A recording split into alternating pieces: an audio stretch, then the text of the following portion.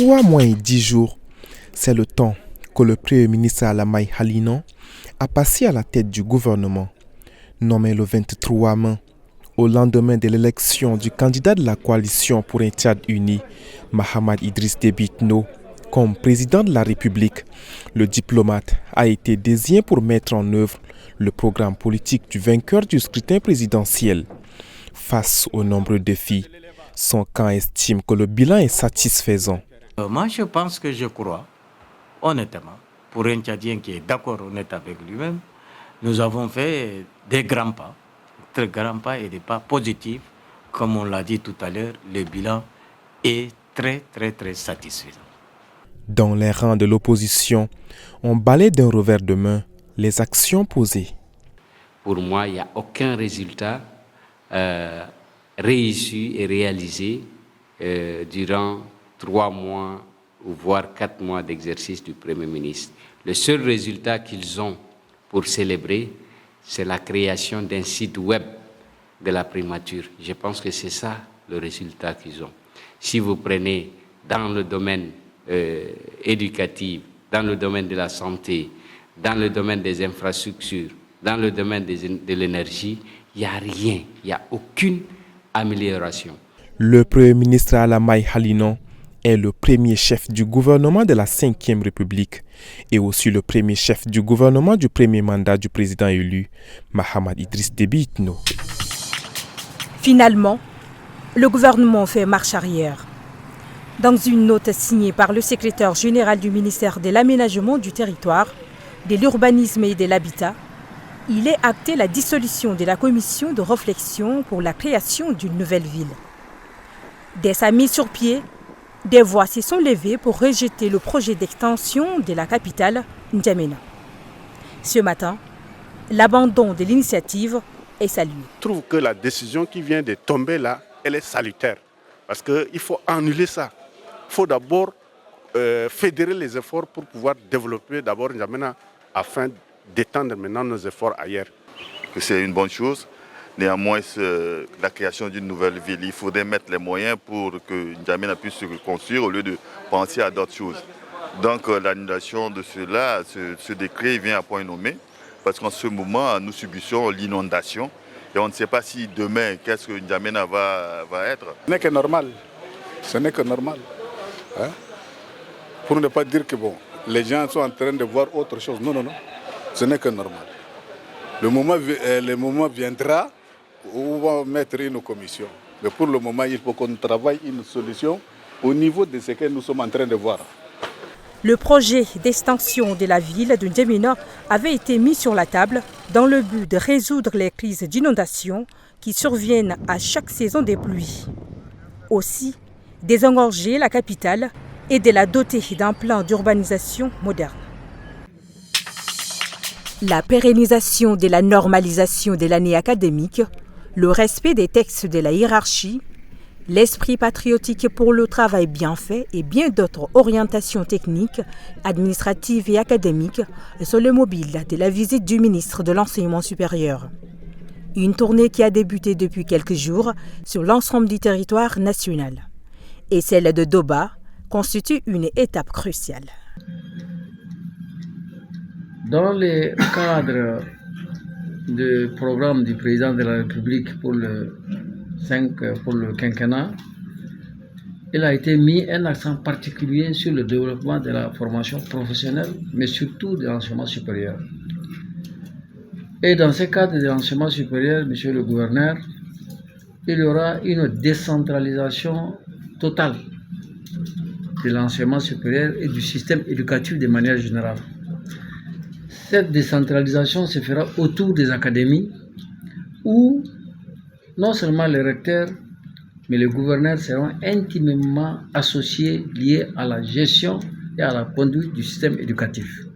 Le ministre d'État a réitéré certaines mesures prises lors des journées d'échange et de réflexion sur l'enseignement supérieur en décembre 2022, dont l'une de ces mesures est celle qui donne 5 ans aux assistants d'obtenir leur thèse de doctorat. Passé ce délai, ils seront reversés dans l'éducation nationale, a martelé le ministre.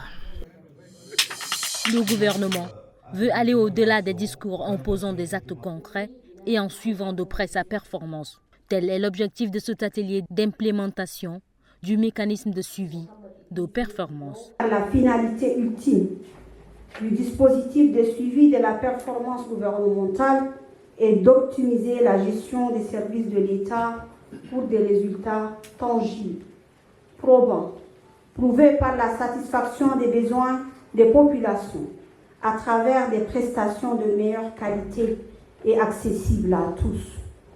Pour réaliser cette ambition, car c'est une ambition, des instruments nouveaux sont à mettre en place, des concepts à développer et des informations pertinentes à collecter. Et c'est l'objectif même de ce pré-atelier. Une fois élaboré, validé et implémenté, avance la secrétaire générale du gouvernement, ce mécanisme servira de boussole au programme politique quinquennal du président de la République. Nous voulons à ce que cette vision ou bien cette déclaration soit concrète parce que nous sommes des diplômés et nous on a des familles avec l'âge etc. On a besoin de l'emploi, quelle que soit sa nature. Donc il faut que les chefs de l'État prennent de bonnes décisions pour développer certaines idées permettant à ce que l'emploi soit effectif pour tous les diplômés. Être l'accélérateur économique pour la jeunesse du Tchad, voici la mission que s'est fixée la jeune initiative économique du Tchad, JET. Et ce matin, elle annonce son entrée officielle dans la sphère entrepreneuriale tchadienne. À travers ce projet, la JET entend promouvoir les compétences et prévaloir les innovations au milieu jeune. Permettre aux jeunes d'accéder aux ressources, aux compétences, aux réseaux dont ils ont besoin pour innover et pour réussir. Nous nous engageons à les soutenir, à leur offrir les outils nécessaires pour naviguer dans les défis économiques contemporains tout en créant un environnement favorable à la croissance et à l'innovation. Nous tenons à souligner que notre démarche n'est en aucun cas une compétition avec les structures existantes. Créée en décembre 2023, la JET regroupe les jeunes professionnels et entrepreneurs tchadiens qui aspirent à éclore ce milieu. Elle offre par ailleurs des opportunités d'études et de formation aux jeunes leaders à concrétiser leurs ambitions.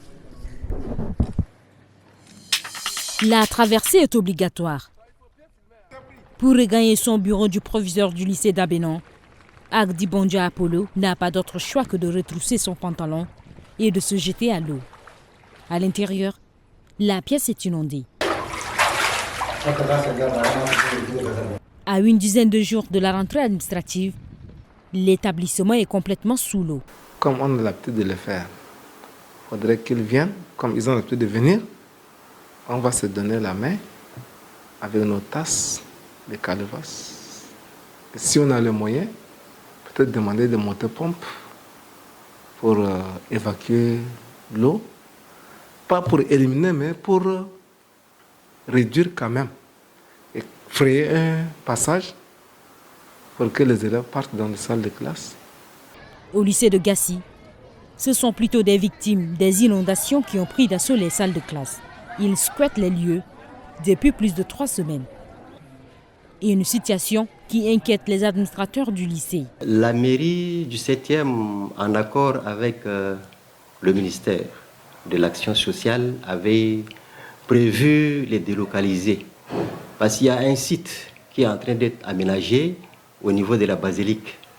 Donc jusqu'à présent, ça retarde, je ne sais le blocus est à quel niveau, mais tout de même, avant que la date de la rentrée scolaire 2024-2025 n'arrive, je suis sûr et certain qu'ils partiront d'ici. Il faudra une vingtaine de jours avant que les zones se retirent définitivement et que les élèves puissent reprendre leurs droits.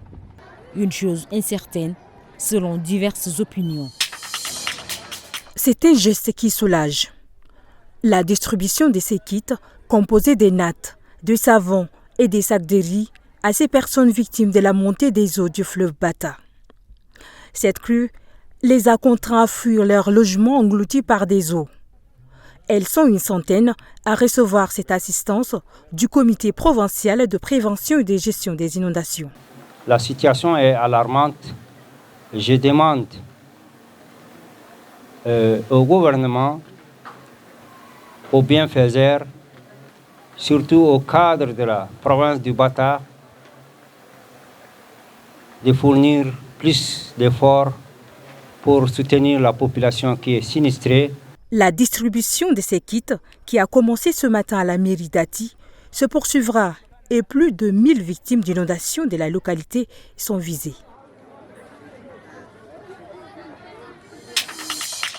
Au milieu des eaux, le bâtiment de l'hôpital de Gozator englouti. À quelques pas, des ambulances et des fauteuils roulants abandonnés. La structure sanitaire est désertée par les patients et même le personnel. Les eaux règnent en maître absolu. Et face à ce désastre, les habitants de Gozator se tournent vers d'autres structures sanitaires pour se soigner. Il n'y a pas accès pour se faire soigner en tant qu'autochtone. Je suis ici et puis si quelqu'un qui est malade parmi mes familles, si je suis malade, je n'ai pas l'accès d'entrer dans cet hôpital. Et malgré tout ça, il y a des gens qui viennent, mais il n'y a pas des agents sanitaires à cette place. Donc voilà, l'ère où nous sommes vraiment, c'est très grave. On aimerait à ce que l'année prochaine, on ne tombe pas sur les mêmes situations. On fait l'appel au gouvernement, au président de la République, tout de même au ministre des Infrastructures. Il devrait jeter un coup d'œil. C'est vrai que la fois dernière, la maire nous a dit que voilà, c'est des images de 2022 et les autres, mais ça se voit que voilà, c'est des choses réelles en fait. Le retour à la normale dans cet hôpital n'est pas pour aujourd'hui. Selon les habitants, il faudra attendre probablement jusqu'à mi-octobre pour que les eaux se retirent. Pendant ces temps, les malades sont condamnés à parcourir de longues distances pour recevoir des soins. Tout ce qui reste, ou presque de l'explosion de la bombe de gaz butane, des bouts de tapis, une robe à moitié calcinée. À l'entrée de la pièce où a eu lieu l'explosion, les dégâts sont visibles. Toiture éventrée, murs fissurés. Et le bilan humain est lourd. 5 personnes d'une même famille sont mortes. Et lui a vécu la scène. J'ai entendu un coup de bruit. Moi, je pensais peut-être c'est le mur qui a tombé ou peut-être c'est le mur de voisin qui est tombé. J'ai dit à ma femme que si elle peut sortir pour regarder ça, c'est quel mur encore qui tombe. Elle est sortie subitement, elle me dit que oh, c'est la gaz qui a allumé sur la maman. Je suis sorti. Donc, lorsque je suis sorti, j'ai vu la maison à l'intérieur, tout est carrément le feu. Et il y avait la gaz dedans. J'ai posé la question, mais où sont les mamans? Ils me disent que la maman, elle est dedans. Avec lesquels? Avec la femme de mon grand frère, et puis avec la sœur, et avec l'enfant de mon grand frère. Il y a 2 enfants de mon grand frère et puis 2 enfants de ma petite sœur. L'explosion de la bombe de gaz, dont la cause reste encore inconnue, a tué la mère de Koyogo, sa sœur, sa femme et ses 2 enfants. 2 de ses autres enfants blessés sont encore admis à l'hôpital. Une dernière prière pour lui, à Sante-Salé. Le vendredi 30 août, l'homme serait mort sous les coups des agents des eaux et forêts.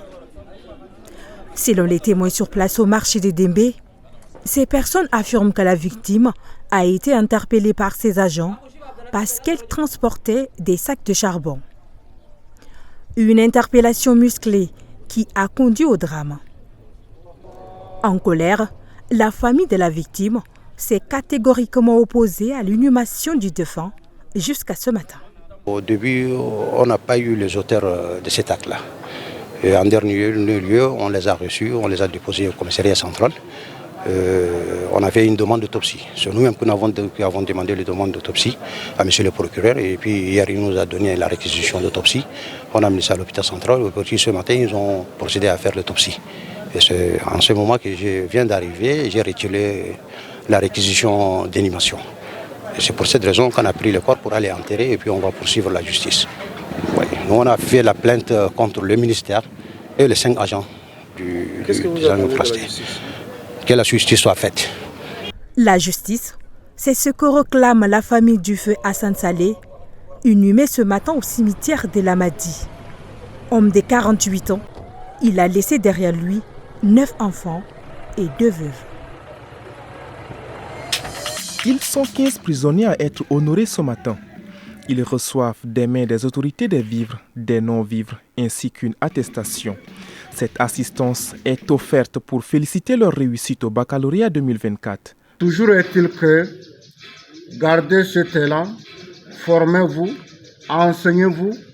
On va, sur votre demande, vous trouver les conditions de vous perfectionner davantage, qu'au sortir de la maison d'arrêt, que ce temps que vous avez mis ici ne soit pas un temps perdu, mais plutôt un temps que vous aviez mis à profit pour vous perfectionner. Parmi les 15 lauréats, sur les 17 candidats ayant composé les épreuves, figurent 2 femmes. Cette aide est saluée par les bénéficiaires.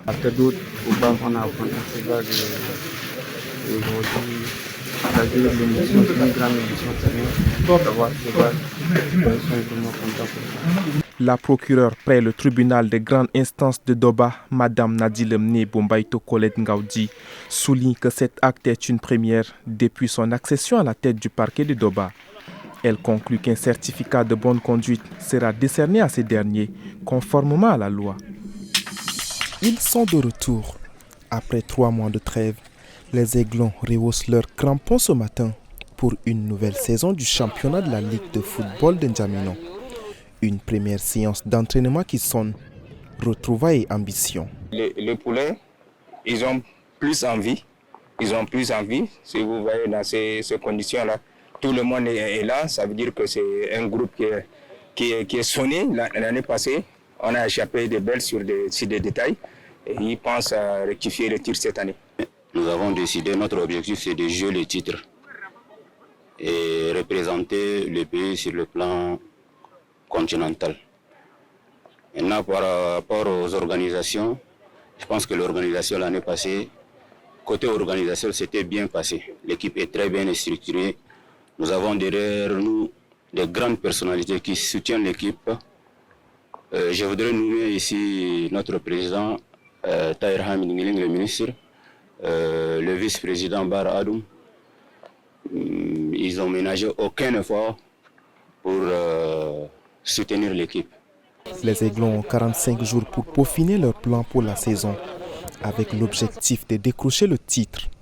Le club prévoit un stage au Cameroun avec 2 matchs amicaux. La saison précédente, les Aiglons FC ont terminé 4e.